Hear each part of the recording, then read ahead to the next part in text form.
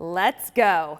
Right on over to the largest collection of vintage motorcycles in the Southwest. It's celebrating 20 years with more than a century of history in this building. Welcome to Buddy Stubbs Historical Motorcycle Museum inside of Buddy Stubbs Harley-Davidson in North Phoenix. We have 130 motorcycles in here. They all run. Our oldest bike is the 1913 Indian. Our most valuable is the 1935 Rough Superior. There's some of these bikes that are virtually one-off nowadays. What is your favorite bike in here? To me, the most interesting bike is the 1915 Excelsior. If I was going to pick one to ride, it'd be one of the Vincents. They were the best bikes you could buy back in the late 40s until 1955 when they went out of business. They're still very sought after. And what's the fan favorite bike here? The Evel Knievel bike attracts a lot of attention. When he jumped fountains, it's Caesar's Palace. When he landed, he destroyed that bike. Buddy and Evel were friends. Buddy had a 68 Bonneville, same bike. Evel said, I want to buy that bike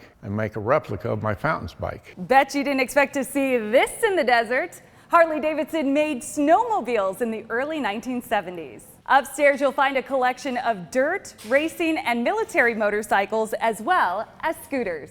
How did this all start? Buddy's been collecting bikes virtually his entire life. When they designed this building, he designed it to have room for his collection in here. There's stuff on the walls here that is really pretty unique. There's some pictures when Buddy was doing stunt work for TVs and movies. What draws you to this place and where your passion's from to be here? I like the older bikes. There's so much that has changed over the years. All the Harleys before 1952, you shifted with the knob on the tank. There's an awful lot of people that come in here and find something from their past. I had one of these, or my dad had one of these, and it's kind of a nostalgia trip for them in some ways.